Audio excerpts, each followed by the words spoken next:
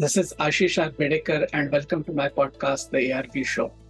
I'm super thrilled to introduce today's guest, Gadhadar.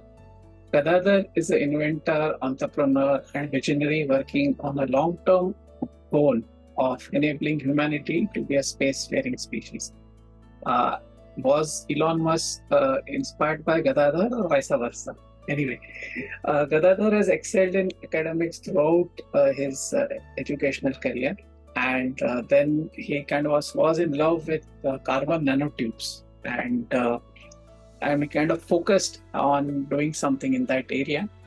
And he's a Chevening Fellow at University of Oxford, 35 under 35 in space, India France Young Leader, Singularity University alumnus, and he kind of started Nanotech Club, right from his engineering days, and then he to enhance his education and his knowledge of carbon nanotubes, he pursued a master's degree from Louisiana Tech University, and he studied various methods of producing carbon nanotubes. And in 2011, he founded Nopo Nanotechnologies in Bangalore along with Dr. Robert K.G. Bradley, who is the co-inventor of the HIPPO process of carbon nanotubes.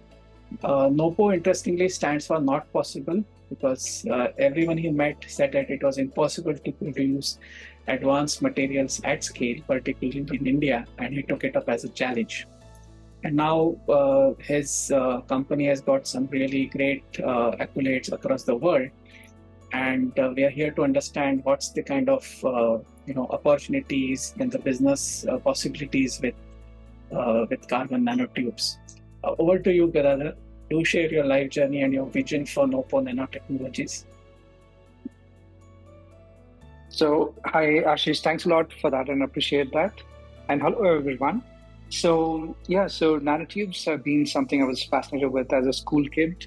It mostly emerged from taking up a lot of astronomy and astrophysics courses. And so being in Bangalore, that's one advantage, that you can take up a lot of these summer schools. And with ISRO being here, it's like an amazing place to be there. So what we ended up doing was like learning about stars. So the classes were about okay, how is the sun born? How is it going to die? And it's amazing that you can have physics today that can explain every second of its life and death. But the in-between time is just massive. It's like billions of years. Now, it was amazing reading about it, amazing that we can use a human intellect to create something so vast and explain that. But for me, as a human, it's like, okay, I'm going to be here for such a small fleeting time, and what can we do as a difference? If we are just going to be like a tiny speck in those billions of years, that's going to be there as a lifetime of this individual star. And over time, what I also realized was the same theories that we are using to explain how stars work can also be used to develop technology. We could actually engineer things from it. This field of tech is called nanotechnology. So it deals with being able to manipulate atoms. So what's, again, very interesting and attractive about this field is that we can look at materials. Like today, everything we have built around us has been materials that we have taken from nature. We have refined it, made it much better, and we're able to utilize it. But what nanotech offers is the ability to be able to produce materials that nature does not have. So you could effectively put atoms and molecules together to create new structures with new properties. And these properties are not a product of evolution. These are properties that we are creating because we want them. And so that was exciting for me. And the romantic idea was that, okay, you could use the same theories that explain how stars live and die to create materials that could one day take you there. So that was what was exciting for me. So that's why I chose this field of tech. And it's so far been exciting that we are working towards creating such materials that take us beyond the planet. Excellent. So, for the interest of the audience, could you also touch a bit on the HIPCO technology, because that is something which is talked about a lot in carbon nanotechnologies, and so maybe just spend a few seconds on what exactly is HIPCO. Sure. So HIPCO was a term that was coined by my co-founder, Dr. Kelly Bradley. So Dr. Kelly, his thesis was the HIPCO process. Now, this is one of the methods for making nanotubes. So traditionally, the methods for making nanotube have been somewhat like agriculture, wherein you take a bed or prepare soil and you plant seeds of catalyst, then you pass gases where the nanotubes grow, then you take them out from that bed and then you prepare it again and then you sow like the next cycle and so on. So this has been the traditional way of growing nanotubes of a high precision. And it's an expensive process, and it's also very, very labor intensive. As you can imagine, if you have to keep growing tubes, prepare surface, and doing that, it is something that requires a lot of manpower and takes time and effort. So now HIPCO came across as a process that is continuous, where theoretically you would just inject gases and out comes nanotubes. So imagine a simple black box, insert gas, out comes nanotubes. That's it. Got it. So now, so Excellent. it's a continuous process. You keep sending in the gases and you keep getting nanotubes. Now, that's a theoretical construct, but the practical system is far more complicated because you have to ensure that everything that's required to be constant has to be constant. So that's something that we have worked upon here. Excellent, excellent. So great. So as I said, we have a format in the show where the guests talk about the top 5 tips in a specific area. And given your expertise in carbon nanotubes, it would be great if you could talk about the top 5 industry disruptions with carbon nanotubes. Over to you, Gadadhar. What would be, in your view, the first major industry disruption which you predict? Sure. So with nanotubes, I can speak from experience, from what we have seen of the material and what its capabilities are. So my long-term goal, that's going to be the 5th disruption that's going to be there, which is its use in composites. The first one, as we have evolved the material, has been in water filtration. So we have found this to be like a serendipitous discovery and something that we ended up working on because we had the right kind of nanotubes. So it so happens that our bodies are capable of filtering water by using certain cellular structures called aquapores. Now, the same aquapores they're naturally occurring. It turns out the nanotubes of a small diameter of about 0.8 nanometers, they happen to behave like synthetic aquapores. So the same kind of structures that our bodies have evolved over billions of years, we can now create them synthetically. And these exhibit similar properties, which is to have water flows that are up to 100 times faster than conventional membranes. So imagine an RO system that's much smaller and a water filtration and a capability to extract clean water from any dirty source. So this is the first disruption that the nanotubes that we are creating offer, that having a new kind of water filtration. So currently this work at NOPO is being funded by 2 agencies. We're part of an IDEX project called DISC-1, where we're developing the systems for the Navy and also for use in grey water systems through a grant from the Atal Innovation Mission from Niti Aayog. So these are works. I see this as the first major disruption coming from this. Yeah, because there are many studies which talk of the impact of clean drinking water for health. That's a very basic thing for human existence, and it's great you're doing that. And also, I think I read somewhere that with carbon nanotubes, it will be also energy efficient compared to existing methods, if I understand correctly. That's right. You're absolutely right. So what happens is, because the nanotubes can flow more water for the given amount of energy, it improves, it reduces the energy requirements for the same amount of water.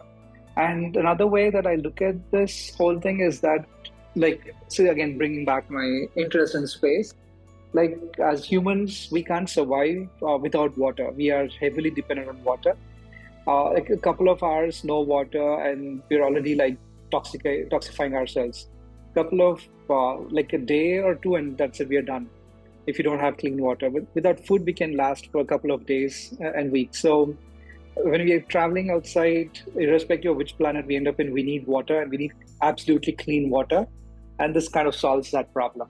Got it. So just I'll take a short detour. Maybe if you can just tell the audience, because we're talking of nanotubes, assuming everyone understands what we are talking in terms of scale, right? So we are talking of sizes which are extremely small, even than the human hair. So can you just give some examples so that the audience kind of get an idea of what scale we are actually talking? Sure. So so in the nanotech sector, when I talk of a nanometer, so you're taking 1 meter and breaking it down into 100 crore sections. That's a nanometer. So that's how small it is. But now that's still difficult to imagine. Like imagine a hair strand and imagine these tubes. You can put 2 lakh tubes in one hair strand. So the other way of looking at it is that the tubes that we are making at Nopo, these have diameters in the range of the order of 1 nanometer. And this is also the dimension of like about 8 hydrogen atoms. So you're measuring things in atoms now. Wow. Yeah, so that's like the ultimate scale. And these tubes are big enough to hold 1 molecule of water. That's it. Wow. And just for the audience interest, when we talk of nanotubes, from outside it would just look like a simple powder, right? And then you would add some more additives and more stuff, and then it goes into some specific application, right? Yeah, so it depends on the use case. It mostly is like, so this is the core material around which there are other materials too. Like it's like building blocks. Like in a home, you have steel and then you have concrete. So this forms the core of it, and everything's built around it. Got it. So water was, of course, something fascinating. What would be, that's surely a great disruption, because think about very simple, water filtration with carbon nanotubes, either at home or at municipal levels, water storage, etc.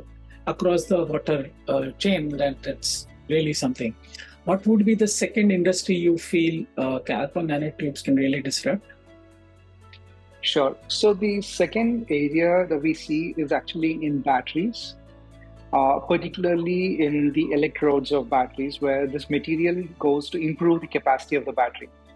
So that it provides significant improvement in performance. So what the nanotubes do is, so they act as a material that works with another material called silicon. So silicon is used in batteries today, like to not increase the capacity of the batteries. Imagine having 2 or 3 times the capacity of your existing battery. Theoretical numbers are like 10 times the capacity of your existing battery, and being able to charge it much faster. This is what silicon allows it to do. It improves the capacity significantly.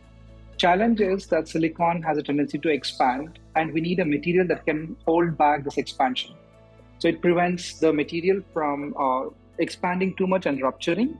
So this is where the high strength of the nanotubes comes into play to hold the structure together. So we see that as the next big market that this would be disrupting. There are a few companies now already competing in this area, and people have found amazing results. So you're already looking at batteries with the highest possible capacity by using silicon, and the nanotubes go in as an auxiliary material that helps stabilize these circuits and cells with it. Could you kind of quantify in terms of performance gains that compared to a non-carbon nanotube battery, what would be the number of times X improvement in performance or other parameters? Sure. So theoretical numbers are like overall capacities. We're looking at 10x improvements on the cell, improving the charge, discharge, life cycle also. The cycle life would go up. Numbers that have been put out there have been between 5 to 6 times for the cycle life. Capacity is closer to 10x. Also, correct me if I'm wrong, this would also mean a greener battery, because long-lasting batteries means it's it goes to the landfill later, quite late on in their cycle. Not Yeah, you're right, and it also helps continue the trend where battery costs are being halving every few years. This helps continue that trend for longer, because now you have certainly have higher capacity, same size batteries, so much longer ranges. Got it. What would be the third industry you foresee carbon nanotubes or carbon nanotechnology disrupting? Yeah, the third area would actually be semiconductors. So these are all diverse fields. So that's one nice thing about this material, that it can be in so many different areas. Now, what it does in semiconductors is nanotubes can be produced as metals and as semiconductors.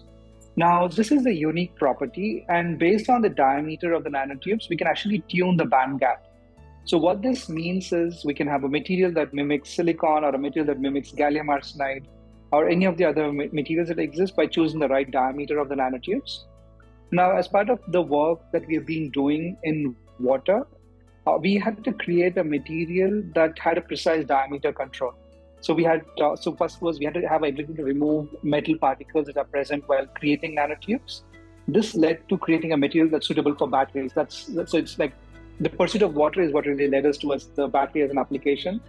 And then as we pursued it even further to make even finer nanotubes for our water application, we realized that we had the ability to now control the diameters. Of course, with a lot of help from several researchers across the planet. So we've been able to take this further to this point. So now we are able to produce these nanotubes. These are called single chiral nanotubes, which is nanotubes. So imagine making something that you're measuring in atoms and then producing all the tubes of the exact same diameter. That's what this single chiral nanotubes means. So we are now having the technology to be able to produce nanotubes all of the exact same diameter with a very low deviation. Deviation happens from, and every deviation is a contaminant within that space.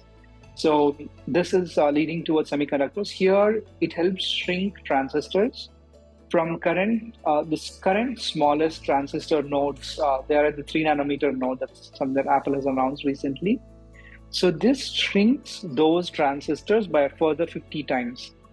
So imagine a 50-time increase in the transistor density and having no heating problems. Currently with silicon chips, as you have higher and higher clock speeds, we have issues with heating because it's an indirect band gap, which means the electrons cannot directly jump to the higher state. Whereas with nanotubes, they can do that. So 50 times more transistors, no heating issues, higher clock speeds. So that's what it offers. Wow. So for the audience, also just trying to simplify it, what it would mean that less energy consumption, less savings, huge savings. So you don't need to have, for example, specifically when you're talking of servers or so, cooling is a big requirement there, right? So if the heating kind of factor goes down, then the cooling requirement also goes down, which means overall it's a much more energy efficient stuff. And probably you can think of many applications which currently might seem, as a science fiction, but that becomes possible when you're talking of some breakthrough at these levels. That's fascinating. What would be the fourth industry you predict that this can disrupt? Sure. So the fourth area is going to be sensors. Sensors for various use cases, including the medical and cameras and stuff. So what happens is nanotubes with their small size. So when I speak of nanotubes, I speak only of the nanotubes that we are creating here. These are called single wall nanotubes. There is another grade of nanotubes called multi-wall nanotubes. So I'm not referring to them. Now, single walls are the only ones that exhibit semiconducting and metallic properties that allows us to achieve all of these unique features from them. And even the battery use case is also with single wall nanotubes only, because only they seem to work well with silicon anodes. Now, in sensors, what happens is ultimately, like most of the devices we use, like say you're using for face recognition, or even in our cars for the lidars and stuff, we use infrared a lot. Now, the nanotubes have been demonstrated to be infrared sensors that are very sensitive. So they're capable of producing or detecting infrared signals very similar to a cryogenic cooled sensor. Like what it means is, like, just to simplify things. So normally when we need to get a very high resolution of an image, we need a very good sensor that does not produce noise. And noise is produced by temperature. So to reduce noise, what people end up doing, or a research community ends up doing, is we use cryogenic cooling with liquid nitrogen and stuff to get very cold sensors that are very high performing. So it has been demonstrated that we can create such sensors at room temperature without any of the special cooling using carbon nanotubes. So imagine all of your electronics and sensors suddenly having a performance that's 3 times better without requiring any kind of special cooling requirements and being much smaller than existing sensors. So that's something that it offers. The same property with infrared, where it acts as an infrared sensor by absorption. So it can also emit infrared. So that makes it a good absorption and an emitting substance. Now, the infrared property is also used in cancer treatments. So we have one of the customer who's working on this, where they're using the nanotubes as a very good infrared absorber to remove cancer cells by, they use heat to burn them off and stuff. So it's a sensor biotech application, all from its infrared properties. So a bunch of areas with infrared, and you can bundle them here. And also you can imagine night vision that's even better. Like you don't need like special cooling on them, so you can have much more compact night vision that's capable of like providing thermal signatures more efficiently. Wow, wow. And just to rephrase, this all started with the serendipitous use case of working with water. Is that correct? Yeah, a lot of serendipities actually, because a lot of them had to come together for this. So it was like it starts with the choice of nanotubes because like nanotubes themselves have like a huge range of choices. You have something called small diameter, single wall, large diameter, single wall. You have double wall, you have multi wall, and all this. So we decided to work with single wall nanotubes. The thesis when we started off had been that okay, if you want to create a product, you need replicability, and you can achieve replicability if you are creating a product with very precisely defined dimensions.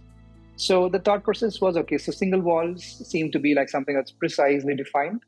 And then if we focus on one segment of the single walls that's called a small diameter, we should be able to define it with even higher precision. So it started from that decision. It turned out that like the diameters that we ended up creating while achieving this point, it turned out to be perfect in water. And yes, as we try to create water even better, it opened up more applications. We were able to develop techniques that allowed us to extract individual diameters and separate them out. And yeah, so that's how it's been. Like decisions that we took, we did not have enough data points to take it. We just decided to take a step there, and by being around for a long enough time, it turned out that it was a good call. Wow, I mean, that's a very fascinating story about innovation and serendipity. Fantastic. What's your final, and we save the best for the Sure. last, yeah, the Sure. fifth sector which carbon nanotubes can kind of disrupt? Sure. So this has to do with nanotubes now. So now you have the ability to produce nanotubes. You have ability to sort them out. We have ability to produce them with very precise diameters. And so this brings it to its ultimate property, which is strength. So nanotubes individually are incredibly strong. They are at least 100 to 200 times stronger than steel is, depending on which grade of steel we are comparing against, so the number changes. So this is a lightweight, extremely strong material. So now the advantage is that when we have a material of that strength, and individually the tubes have been tested to that strength, and lately what has been discovered is that the smaller the diameter of the nanotubes, higher is their tensile strength. And good for us that we are in the small diameter, and that turns out to be the highest tensile strength nanotubes to be ever produced. So what we are looking at is ways in which we can combine these nanotubes to create larger structures. Now, this is currently, for us, it's a work in progress, but there is a very strong theoretical backing on how we can achieve that, and we are carrying out experiments towards that. So it leads to fibers, imagine carbon fibers. So we have so much of benefits that they have of advantage. Like, so we have had lightweighting of vehicles, we have had lightweight aircraft, and all of them have been built out with carbon fiber. Imagine a material that's now coming into picture, which can provide strengths that are 10 times higher than carbon fiber. So that's what's happening with the nanotubes now. So we're looking at significantly stronger structures coming out here. And what this leads towards is we can imagine like much safer spacecraft coming on the anvil, much lighter drones that can easily carry people because they're much stronger. So we don't need like a strong structure and substrate for them. And of course, spacecraft, I've been telling about that. And we're also looking at hypersonic vehicles. So imagine being able to travel across the planet in a couple of minutes rather than a couple of days or hours as of today. Like an hour across the planet. And that requires newer materials that are suitable for hypersonic vehicles. And this material seems to be the ideal material for building such vehicles. So this is what these composites are bringing into play. These are still a few years out, but a lot of development work is happening on them with whatever resources we are able to gather together. Fantastic. I think, Gadhadar, it would be apt to say that you have given a glimpse of the future to the audience in many ways, right? So maybe 5 years, 10 years down the line, when these things become commonplace, they can refer back. So we already knew with no particular. So one thing, I read somewhere that you have a global clientele, right, and global customer base, and you're amongst the very few companies recognized on a global scale in this area. So any names which you can share publicly, that would be great, just to give a sense of kind of. Yeah, so it's mostly at this point we can only share names of our distributors that we work closely with. So one of them is in Canada. It's a company called Nanointegris, through which a lot of our customers in the US and Canada buy our material from. In Japan, we work with a company called New Metals. Now, through New Metals, we work with a bunch of top Japanese companies and laboratories. The specific names of them are all under NDA, so I won't be able to talk about them. But through these distributors, you can always look up who they deal with, and you'll be able to find all the big names there. Wow, that's amazing. That's excellent. Thank you so much again, Gadadhar. It really gave a enlightening talk on carbon nanotechnology and possibilities. And of course, the audience can check out the Nopore Technologies website for more details. And it was personally a very insightful discussion, and I thoroughly enjoyed it. So thank you once Thank again. you, Ashish. Thank you, dear listeners, for tuning in. Do share, subscribe. This podcast available on Spotify, on Apple Music, on various other platforms. Bye for now. Take care.